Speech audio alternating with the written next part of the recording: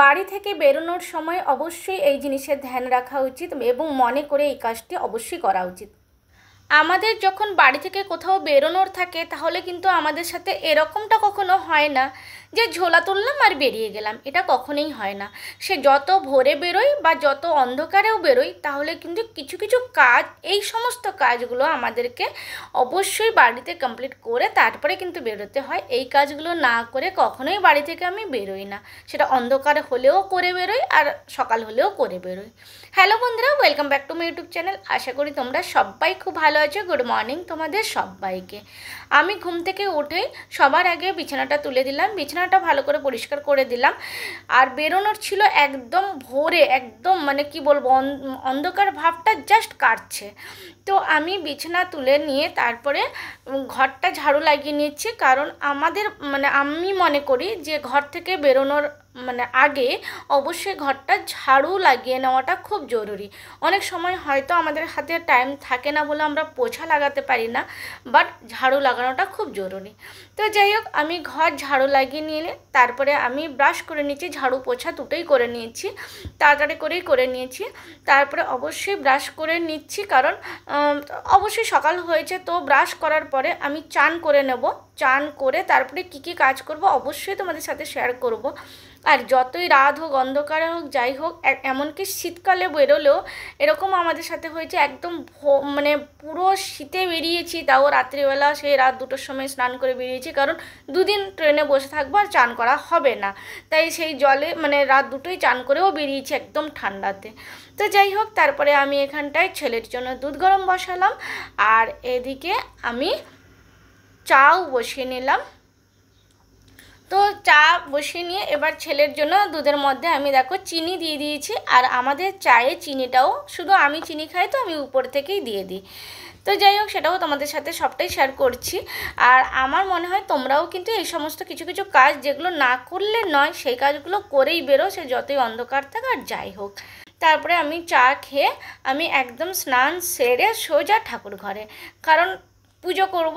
আর এই জামাটা আমার নতুন ছিল, আমি খেয়াল করিনি, পরে দেখলাম যে আমার স্টিকারটা এখনও আছে। হয়তো তোমাদেরকে না বললে বুঝতে পারতে না, তাও আমি জানিয়ে দিলাম। আমার ভালো লাগলো, মনে হলো তোমাদেরকে যেহেতু সবটা শেয়ার করি তো এটাও শেয়ার করে দিই। হ্যাঁ, একটু তোমরা জানি শুনে হয়তো একটু হাসি পাচ্ছে, কিন্তু ঠিক আছে, এরকম নর্মাল লাইফে এরকম অনেক কিছুই হয় যেটা আমরা নিজেরা পরে খেয়াল হয়, আরে এখানে তো স্টিকারটা ছিল, তোলা হয়নি। আমার সাথে জানো তো শাড়িতেও এরকম হয়েছে, নতুন শাড়ি পরেছিলাম, তো পুরো চারিদিক থেকে ঘুরে আসার পর খেয়াল হলো যে স্টিকার তুলিনি। যাই হোক, আমি আগে সমস্ত বাসনপত্র ঠাকুরের ধুয়ে নিয়ে এলাম। আর যেহেতু একদম অন্ধকার, তাই জবা ফুলটাও ফোটেনি, একদম কুঁড়িই আছে। তো যাই হোক, আমি প্রদীপ জ্বালিয়ে নিচ্ছি। সবার আগে যে জিনিসটা ধ্যান রাখতে হয়, আমরা অনেক সময় এই জিনিসটা ধ্যান রাখি না, সেটা হচ্ছে যে আমরা সব কিছু খেয়াল করে নিই, কিন্তু যখন আমরা বাড়িতে পুজো করে তারপরে বেরোই, তখন কিন্তু প্রদীপে পরিমাণ মতন তেল দেওয়া উচিত। কারণ আমরা বেরোনোর সময় অবভিয়াসলি আমরা প্রদীপটা নিভিয়ে বেরোতে পারি না, আর প্রদীপটা যদি জ্বলতে থাকে তাহলে আমরা সেই জ্বলন্ত অবস্থায় ছেড়ে দিয়ে যাই। আর বাড়িতে যদি আমরা জ্বালিয়ে রেখে বেরিয়ে যাই প্রদীপ, তাহলে একটু মুশকিল আছে, কারণ চিন্তা হয়। তো ওই জন্য আমরা যতক্ষণ থাকবো সেই মোটামুটি একটা পরিমাণ টাইমটা দেখে নিয়ে সেই পরিমাণ মতন তেল দিলেই বাস হয়ে গেল। তাহলে আর প্রদীপ নেভাতেও হবে না, আর বেরোতে বেরোতে প্রদীপের তেলটাও শেষ হয়ে যাবে। পুজো করার পরে আমাদের বাড়িতে যেহেতু পাখি আছে আর আমি পুরো দিনের জন্য বেরিয়ে যাব, তাই আমি সবার আগে পাখিকে খাওয়ার দিলাম, তার জন্য জল দিলাম। আর ওর জন্য কিন্তু আমি এক্সট্রা করেও জল দিয়েছি, কারণ এক্সট্রা করে জল দিয়ে গেলে অনেক সময় হয় কি, হয়তো ওই জলটা শেষ হয়ে গেছে বা পড়ে গেছে বা শুকিয়ে গেছে গরমের দিনে, তাই এক্সট্রা জলটাও আমি দিয়ে দিয়েছি। তার সাথে খাবার তো দিয়েছি, কিন্তু তার সাথে ভাবলাম একটু ধনেপাতা দিয়ে যায়, যেহেতু ওরা গ্রিন সবজি খেতে ভালোবাসে, গ্রিন শাক খেতে ভালোবাসে, তাই তাদেরকে আমি ধনেপাতাও দিয়ে যাচ্ছি, কারণ আমাদের আস্তে আস্তে অনেকটাই দেরি হতে পারে।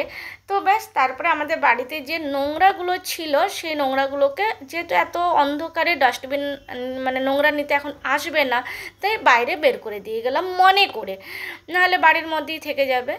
তো বাইরের এত কিছু কাজ করার পরে মোটামুটি তারপরে ভাবলাম এবার নিজে ফাটাফট করে রেডি হয়ে নিই।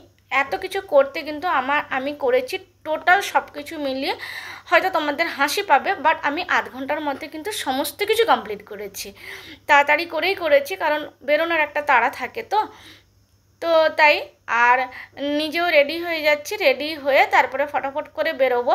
আর যদি এখন গরমকাল তাহলেও কিন্তু আমি একটা বেড কভার নিয়েছিলাম, কারণ ভোরবেলায় আমরা চান করে বাড়ি থেকে বেরোচ্ছি, আর হাওয়া লাগলে না অনেক সময় ঠান্ডা ঠান্ডা ভাব আসে, তো ওই জন্যই আমরা একটা বেড কভার সাথে রেখেই নিয়েছিলাম। অসুবিধা তো কিছু নেই, সঙ্গে যাবে সঙ্গে আসবে, ব্যাস।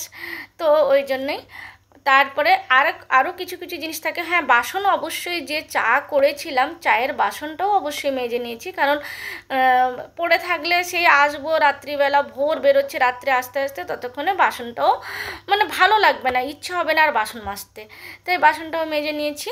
আর এবার রেডি হয়ে সবথেকে বড় কাজ সেটা হচ্ছে যে আমার কাগজপত্রগুলো, আমি যে কারণে বাড়ি থেকে বেরোচ্ছি সেই ডকুমেন্টসগুলো আমি অলরেডি গুছিয়ে রেখেছি। তারপরেও আমি আরেকবার চেক করে নিচ্ছি কিছু থেকে গেল না তো, কিছু মিস হচ্ছে না তো। আধার কার্ড, ফটো, তারপরে অ্যাডমিট কার্ড, তো সমস্ত কিছু যা যা দরকার আমাদের, মানে আরও যে ডকুমেন্টসগুলো লাগবে, বা ফোন, মেন হচ্ছে ফোন নিলাম কি না, ফোনের চার্জার নিলাম কি না, সেটাও আমরা চেক করে নিচ্ছি।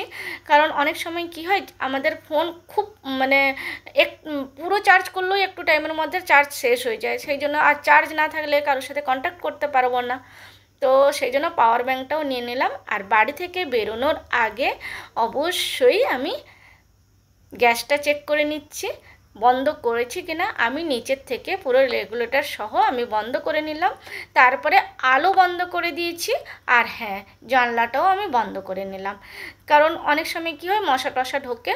কলটা বন্ধ আছে কিনা সেটাও ভালো করে একবার চেক করে নিলাম। তারপরে এবারে আমি বাড়ি থেকে বাইরের দিকে বেরিয়ে যাচ্ছি। সমস্ত কাগজপত্র নেওয়া হয়ে গেছে, ফোন নেওয়া হয়ে গেছে, মানে যা যা, হ্যাঁ জলের বোতল, অবশ্যই জলের বোতল নিয়ে নিচ্ছি, ছেলে নিয়ে আসছে। আর তারপরে আমি দরজাটা লাগিয়ে দিলাম। তো মোটামুটি বাড়ি থেকে বেরোনোর আগে এই সমস্ত দিকে তো অবশ্যই আমাদের ধ্যান রাখা উচিত। আর সবথেকে বড় জিনিস যেটা আমি আবারও রিপিট করছি, যেটা হয়তো অনেকেরই মাথায় থাকে না, সেটা হচ্ছে প্রদীপে তেল দেওয়াটা। সেটা কিন্তু প্রদীপ জ্বলতে থাকলে আমরা যেহেতু নেভাতে পারি না, তাই আমাদেরকে অবশ্যই পুজো করে বাড়ি থেকে বেরোনোর সময় পরিমাণ মতন অল্প করেই তেল দিতে হবে। যতটা টাইম তুমি থাকবে বাড়িতে ততটাই টাইম যেন ও জ্বলতে থাকে। তো যাই হোক, আমরা একদম রেডি হয়ে গেলাম, এবার লিফটে করে নিচে যাচ্ছি। আর সকালবেলা মানে আমাদের গাছেই একটা ফুল হয়েছিল, আমাদের গাছে বলতে আমাদের বিল্ডিংয়েরই গাছে। তো সকালবেলা না ফুল টুল বেশ সুন্দর লাগে, সত্যিকার ফুল জিনিসটা মানে ভীষণ মনটা অন্যরকম করে দেয়, খুব ভালো হয়ে যায় সকালবেলা। তো বেশ ভাবলাম ফুলটাও তোমাদের সাথে একটু শেয়ার করে নিই। তো বন্ধুরা, কেমন লাগলো বলো আমার আজকের ব্লগটি। আশা করি তোমরাও এই সাবধানগুলো অবলম্বন করবে, এবং এইভাবে তোমরাও কিছু করে বাড়ি থেকে মানে হঠাৎ করে বেরিয়ে পড়লাম, এটা আমাদের সাথে তো হয় না। তো যাই হোক বন্ধুরা, কেমন লাগলো বলো আমার ব্লগটি। যদি ভালো লাগে তাহলে লাইক কমেন্ট শেয়ার করে দিও। আবার আসবো নতুন একটা ব্লগ নিয়ে, ততক্ষণ ভালো থেকো, সুস্থ থেকো, সাবধানে থাকো, আর দেখতে থাকো আমার ব্লগটি। Tata, bye bye, good morning আবার সবাইকে, একদম সকালবেলা।